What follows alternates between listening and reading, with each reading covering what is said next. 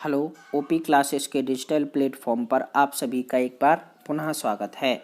आज हम लोगों को पढ़ने हैं 1 अप्रैल 2021 के मोस्ट एक्सपेक्टेड करंट अफेयर्स। तो चलिए शुरू करते हैं और देखते हैं पहला प्रश्न है, विशालकाय फंसे जहाज एबर गिबेन को मुक्त कराने के बाद सुएज नहर फिर से खुल गई है।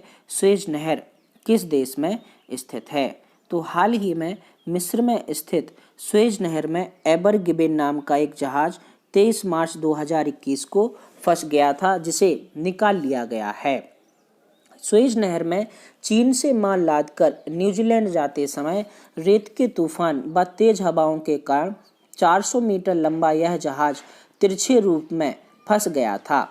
इस जहाज पर 2 लाख टन से अधिक भारी माल लदा हुआ था तथा इसके चालक सदस्यों में सभी सदस्य भारतीय थे। इसे निकालने के लिए शक्तिशाली टग बोट का इस्तेमाल किया गया और 1 सप्ताह बाद इसे निकाल लिया गया है। बात की जाए सुएज नहर की, तो जैसा कि आप देख सकते हैं, सुएज नहर भूमध्य सागर को लाल सागर से जोड़ने का काम करती है। 193.3 किलोमीटर लंबी इस सुएज नहर का निर्माण वर्ष 1869 में फर्डिनेंड डी लेसेप्स ने पूरा करवाया था। सुएज नहर का राष्ट्रीयकरण वर्ष 1956 में किया गया था। चलिए देखते हैं हमारा आज का दूसरा प्रश्न है, किस देश के साथ भारतीय नौसेना ने बंगाल की खाड़ी में 2 दिवसीय नौसैनिक अभ्यास पासैक्स का आयोजन किया था? तो हाल ही में भारतीय नौसेना तथा अमेरिकी नौसेना के बीच 2 दिवसीय नौसैनिक अभ्यास पासैक्स का आयोजन बंगाल की खाड़ी में 29-30 मार्च को किया गया था। इस अभ्यास में भारत की तरफ से युद्धपोत शिवालिक तथा गश्ती विमान P-8I के अलावा पहली बार इंडियन एयरफोर्स के लड़ाकू विमान भी शामिल हुए थे। वहीं बात की जाए अमेरिका की, तो अमेरिका की तरफ से इसमें थियोडर रूजवेल्ट तथा कैरियर स्ट्राइक ग्रुप ने भाग लिया था। चलिए देखते हैं हमारा आज का तीसरा प्रश्न है, एस जयशंकर ने हाल ही में हार्ट ऑफ एशिया के 9वें मंत्री स्तरीय सम्मेलन में भाग लिया। यह 9वां हार्ट ऑफ एशिया सम्मेलन कहाँ आयोजित हुआ था? तो हाल ही में भारत के विदेश मंत्री एस जयशंकर ने ताजिकिस्तान में आयोजित 9वें हार्ट ऑफ एशिया सम्मेलन में भाग लिया था। चलिए देखते हैं हमारा आज का चौथा प्रश्न है, किस देश के साथ भारत ने आपदा प्रबंधन, व्यापार, IT और खेल में सहयोग बढ़ाने के लिए 5 समझौता ज्ञापन तथा 7 विकास परियोजनाओं पर हस्ताक्षर किए हैं? तो हाल ही में भारत ने बांग्लादेश के साथ 5 समझौता ज्ञापन तथा 7 विकास परियोजनाओं पर हस्ताक्षर किए हैं। हाल ही में भारत के प्रधानमंत्री श्री नरेंद्र मोदी बांग्लादेश दौरे पर रहे और उन्होंने अपने 2 दिवसीय इस दौरे के दौरान 5 समझौते तथा 7 विकास परियोजनाओं पर हस्ताक्षर किए हैं। बांग्लादेश की आज़ादी के 50 वर्ष पूरे होने के उपलक्ष्य में पीएम मोदी का यह दौरा महत्वपूर्ण माना जा रहा था, लेकिन इस दौरे के बाद बांग्लादेश में हिंसक प्रदर्शन शुरू हो गए थे।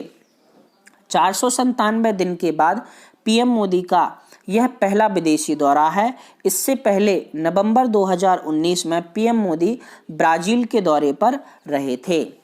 अपनी इस यात्रा के दौरान पीएम मोदी ने बांग्लादेश को 12 लाख कोरोना वैक्सीन डोज तथा 109 एम्बुलेंस की चाबियां सौंपी हैं।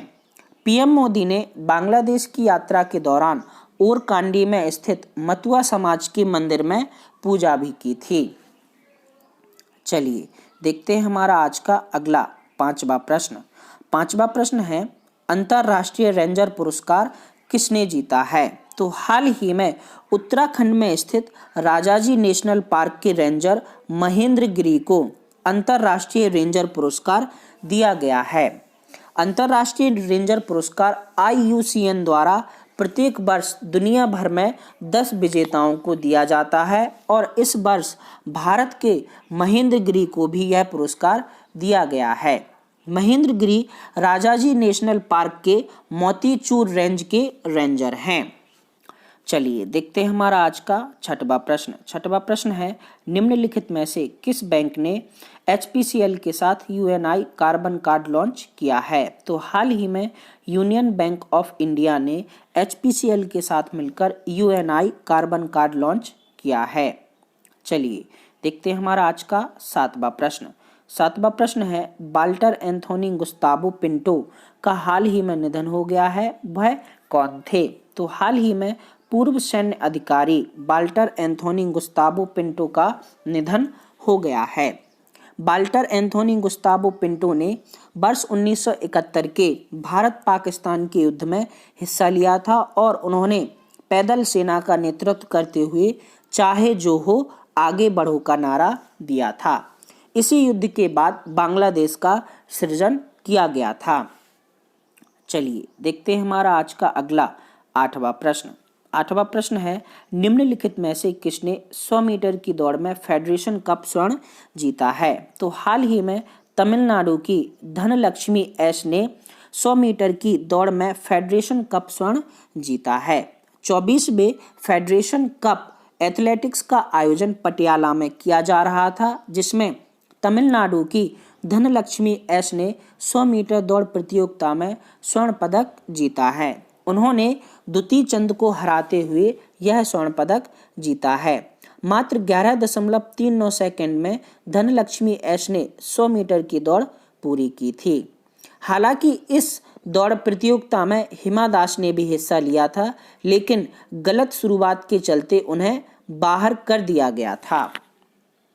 चलिए देखते हैं हमारा आज का अगला नौवां प्रश्न। नौवां प्रश्न है, राजाजी टाइगर रिजर्व निम्नलिखित में से किस राज्य में स्थित है? तो राजाजी टाइगर रिजर्व उत्तराखंड राज्य में स्थित है। वर्ष 1983 में 3 वन्यजीव अभ्यारण्यों को मिलाकर राजाजी टाइगर रिजर्व बनाया गया था। इन 3 वन्यजीव अभ्यारण्यों में चिल्ला, मोतीचूर तथा राजाजी टाइगर रिजर्व शामिल थे। स्वतंत्रता सेनानी चक्रवर्ती राजगोपालाचारी के नाम पर इस टाइगर रिजर्व का नाम राजाजी टाइगर रिजर्व रखा गया है, जो कि 830 वर्ग किलोमीटर में फैला है। राजाजी टाइगर रिजर्व प्रमुख रूप से हाथियों के लिए प्रसिद्ध है, लेकिन हाथी के अलावा यहाँ पर हिरन, चीते, सांभर तथा मोर भी देखे जा सकते हैं। राजाजी टाइगर रिजर्व में 315 से अधिक पक्षियों की प्रजातियां भी पाई जाती हैं। चलिए देखते हैं हमारा आज का अंतिम प्रश्न। अंतिम प्रश्न है, मिस्र की राजधानी क्या है? तो मिस्र की राजधानी काहिरा है। बात की जाए मिस्र की, तो मिस्र की सभ्यता सबसे पुरानी सभ्यताओं में से एक है। मिस्र की सभ्यता का समय 3150 ईसा पूर्व माना जाता है। मिस्र के प्राचीन राजाओं को फराओ के नाम से जाना जाता है। मिस्र नील नदी के तट पर अरब गणराज्य है। चलिए देखते हैं हमारा आज का क्वेश्चन ऑफ द डे। आज का क्वेश्चन ऑफ द डे है, हर्यक वंश का संस्थापक कौन है? शिशुपाल, बिंबिसार, अजातशत्रु या फिर उदयन? इसके अलावा सेशन ऑफ द डे का क्वेश्चन है, हाल ही में सुएज नहर में फंसा जहाज एवर गिवेन निकाला गया है। सुएज नहर की स्थापना किस वर्ष की गई थी? दोनों प्रश्नों के जवाब आपको नीचे कमेंट बॉक्स में कमेंट करके बताने हैं।